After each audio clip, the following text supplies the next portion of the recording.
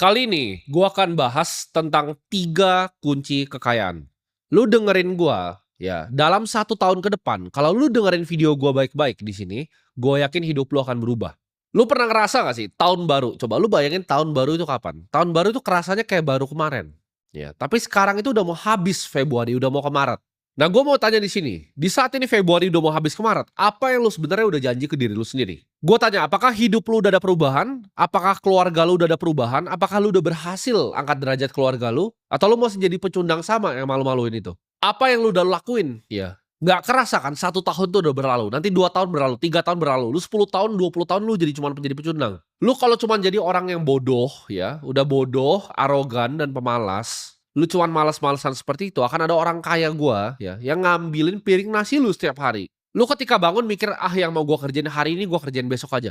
Akan ada orang kayak gua yang gantiin lu. Orang yang ketika dia bangun, dia udah tahu ya, dia mau berburu nih, apa aja yang dia mau lakuin, itu pasti ngalahin orang-orang kayak lu. Nah, kunci pertama dari kekayaan tuh apa? Yang kunci pertama dari kekayaan tuh cari uang. Gua udah selalu bilang, cari uang, cari uang, cari uang. Uang itu kalian nggak bisa bikin, ya kita bukan bank sentral, kita bukan mafia uang, kita nggak bisa cetak uang. Uang hanya bisa kita cari, kita ambil dari orang lain.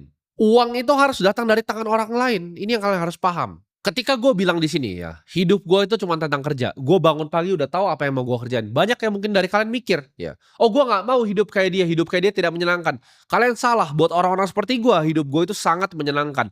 Kerja itu adalah hobi gue, ya. Hobi gue itu adalah kerja dan cari duit. Dan lu para pemalas harus mikir gimana cara bisa berkompetisi lawan orang-orang seperti gue.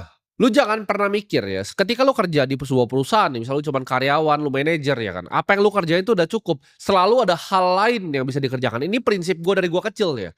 Setiap kali gue ngerjain sesuatu, pasti ada hal lain yang bisa gue tambahin untuk gue kerjain di kerjaan itu. Contohnya, lu marketing manager, ya kan? Jam 5 sore pulang, nyampe rumah jam 7, udah malas-malasan nonton Netflix, nonton TikTok, ya kan? Lu mikir, "Oh, udah selesai pekerjaan gue hari ini, besok lagi kerjanya."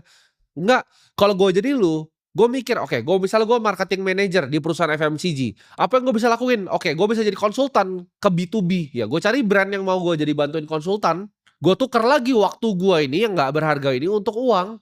Daripada gue pakai untuk nonton TikTok, gue bikin landing page yang bagus, ya gue bikin LinkedIn yang rapi, gue tawar-tawarin, ini gue punya service nih, gue bisa B2B consulting di marketing lu, gue marketing manager misalnya di perusahaan FMCG besar, misalnya gue di Unilever gitu kan, lu punya brand kecil gue bisa bantuin. Lu bisa tawarin jasa lu per jam, ya kan, misalnya 3 juta per jamnya, 2 juta per jamnya, lu tuker waktunya untuk uang, karena waktu lu nggak ada harganya anyway. Contoh lagi, lu kerja di industri finance, misal lu kerja di corporate finance, lu bisa tawarin ke teman-teman sekitar lu, ada yang lu kenal nggak yang butuh jasa gua mungkin? Jasa untuk bikin perusahaannya masih kecil, UMKM untuk bikin buku. Gua bikinin ya laporan keuangannya segala macam. Atau gua rapihin sistemnya, gimana cara pencatatannya pakai software-software. Itu adalah hal-hal yang lu bisa kerjain tapi lu males kan? Makanya lu miskin. Atau kalau lu nggak tahu caranya, oh lu males jualin jasa lu karena lu gengsi. Lu aja masih miskin, apa sih yang lu gengsi? Itu sederhana kan, makanya orang miskin nggak mengerti, karena gue bilang orang miskin kebanyakan cuman arogan, bodoh, dan malas. Lu jangan dengerin orang-orang tolol di internet yang bilang, "Oh, ini cara bikin duit ya, kita freelance, kita dropshipping," lu pasti jadi miskin. Kuncinya adalah lu kan udah punya skill nih, fokus di skill lu dan lu cari pengembangannya dari skill lu. Jangan lu marketing manager, terus lu bikin perusahaan dropshipping. Jangan lu marketing manager terus lu kayak ekspor gitu. Lu jadi tolol, jadi miskin. Lu marketing manager ya, lu cari gimana caranya lu bisa jual jasa lu sebagai konsultasi, lu tukar waktu lu untuk uang lagi, lu hone down, lu fokus gitu. Di satu skill yang lu punya, baru lu duitin di berbagai macam cara skill lu itu. Jangan lu lompat ke skill yang lain gitu. Dari marketing manager kan lu bisa buka jasa konsultasi, dari jasa konsultasi itu pelan-pelan lu merambah. Oh, lu tambahin karyawan untuk bantuin kerjain, akhirnya jadi apa? Jadi marketing agency. Ketika uang dari marketing agency lu udah lewatin duit dari marketing manager gaji bulanan lu, ya lu bisa keluar dari pekerjaan untuk fokus full time di sini. Kunci pertama adalah selalu cari uang, selalu tukar waktu lu untuk uang. Kalau lu belum punya harta yang banyak, ya tukar terus waktunya untuk uang. Jangan ada waktu untuk santai-santai. Waktu kalau tidur, kalau bisa cuma 5 jam ya 5 jam tidurnya. Lu pakai untuk build ini marketing agency lu pakai untuk build ya. Datangnya dari mana? Dari satu skill ya, yang lu hone terus-menerus setiap hari ya tanpa henti. Satu skill itu lu dalamin pertajam terus. Lu pelajarin lu bilang, "Oke, gue bisa bantu perusahaan lu untuk kembangin misalnya marketingnya, divisi marketing dengan menggunakan artificial intelligence. Gue bisa pakai language model." Hone terus skillnya, upgrade terus. Dari tadi cuma marketing agency biasa, konsultasi biasa, lu bilang, "Oke, gue bisa AI optimisasi, gue bisa optimisasi nih SEO lu, conversion rate lu gue bisa optimisasi, funnel lu bisa gue rapihin, gue bisa bikin landing page yang lebih efisien per kliknya." Banyak yang lu bisa kerjain gitu. Lu project manager, bantu perusahaan lain untuk rapiin workflow-nya. Oh, perusahaan lu tidak rapi nih, gua ajarin caranya pakai Notion buat bikin project management-nya, cara cara operating-nya begini segala macam, bikin sistemnya seperti ini. Banyak yang lu bisa kerjain. Intinya lu ngerti ya, apa industri yang lu kerjain dan gimana caranya lu pakai jam waktu lu lebih di luar dari kantor untuk tambahin income lu. Itu dulu. Lu kalau misalnya udah bilang, "Ah, nggak mau ah, gua males lah, gua pulang kantor, gua duduk di pantat gua aja terus sudah selesai gua pekerjaan hari ini."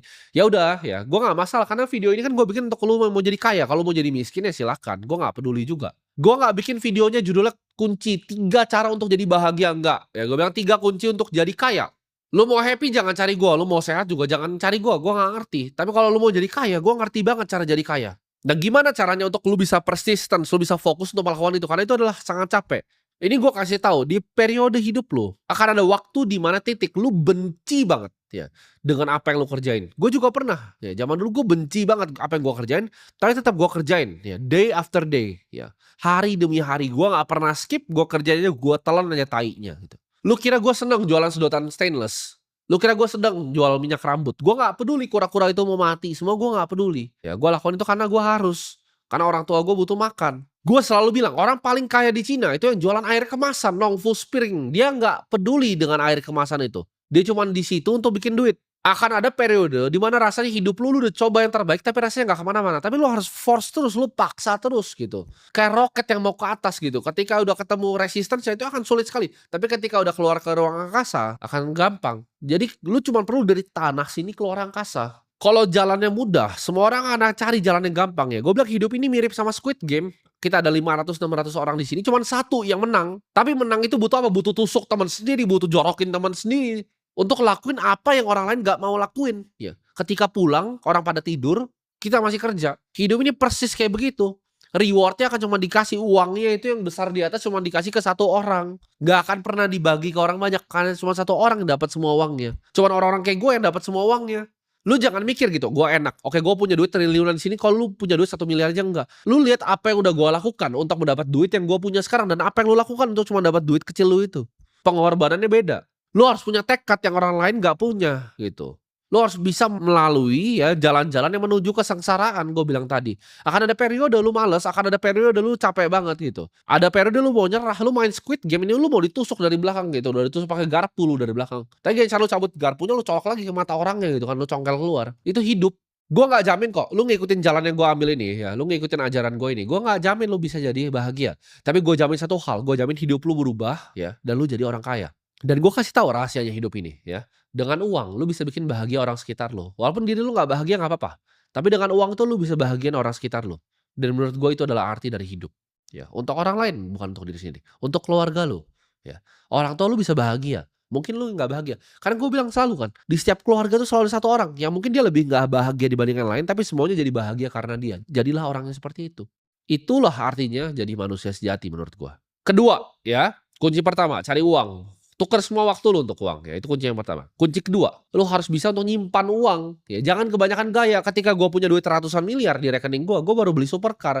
Gue bukan orang yang baru 5 miliar beli mobil 1 miliar akhirnya dijual lagi ke orang tolol gitu. Gue ada lihat tuh influencer saham gitu kan. Oh, dengan Porsche murahnya itu gue yakin duitnya mungkin cuma 5-6 miliar, tapi dia beli mobil misalnya 1,8 miliar.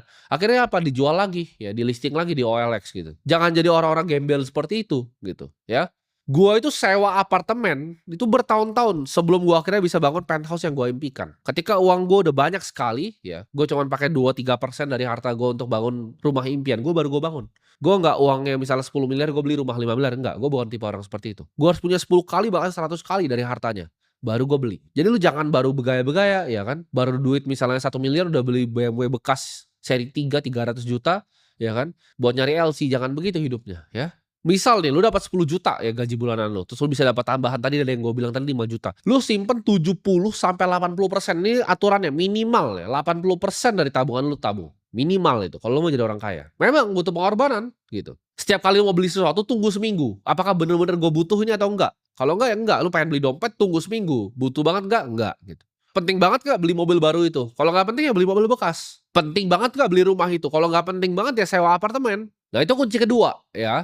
Lu harus bisa untuk ngatur uang lu harus bisa hemat ngatur uang lu, ya. Jangan jadi orang kebanyakan gaya. Kunci ketiga adalah lu bikin uang lu kerja untuk lu, simple, satu, 2, 3, cari uang sebanyak-banyaknya, kerja keras sebanyak-banyaknya, 2, tabung sebanyak-banyaknya, 3, bikin uang lu kerja. Kerjanya di mana uangnya? Gue bilang di sini, di muka bumi ini, 2025. Lu mau ngomong gua, ini orang sales Bitcoin, gua kasih tau lu orang tolol ya. Lu cari sekarang di semua language model yang bisa deep search ya. Kalau mereka itu bakal jadi artificial general intelligence, lu tanya ke mereka deh, aset apa yang lu mau pilih untuk 15% ARR. Lu mau pakai Grok 3, lu mau pakai DeepSeek R1, lu mau pakai 03, lu mau pakai Claude Sonne, semua jawabannya sama, cuman satu aset yaitu Bitcoin. Lu orang paling goblok di muka bumi ini kalau masih nggak percaya. Tidak ada investasi lain di muka bumi ini yang layak lu taruh uang lu selain cryptocurrency menurut gua.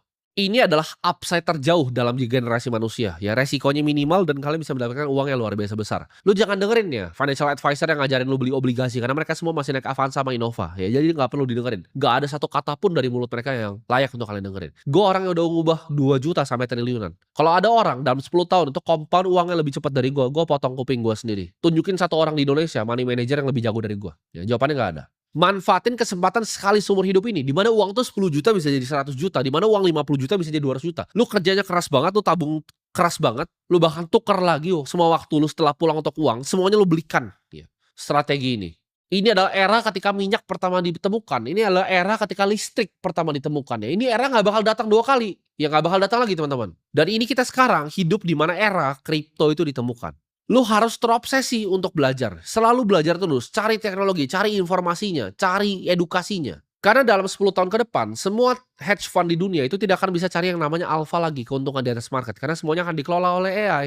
Jadi lu silahkan, lu mau gak setuju dengan saran gue ini kerja keras nyimpan duit dan lu bilangnya maunya senang-senang gak mau nyimpan duit. Males lah kerja keras, terserah. Gak mau beli kripto, belinya obligasi, terserah ya. Lu jadi miskin itu tanggungan lu sendiri gitu. Itu tanggung jawab lu terhadap hidup lu sendiri.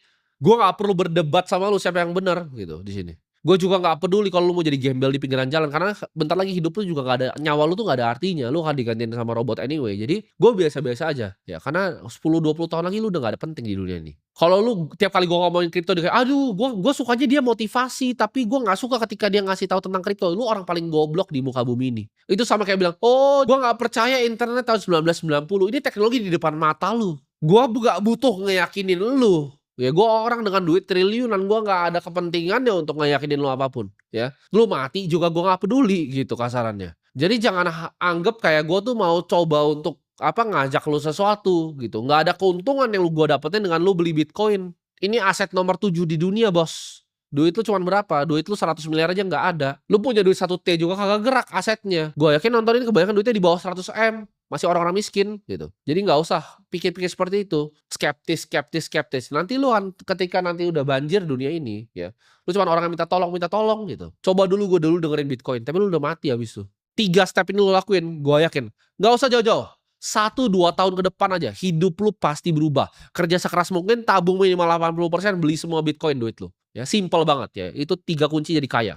Gue itu orang yang udah lihat masa depan seperti apa. Gue udah lihat jalannya itu akan seperti apa, dunia akan kemana, dan seperti apa. Lu mau ikutin gue boleh, mau gak dengerin gue silahkan.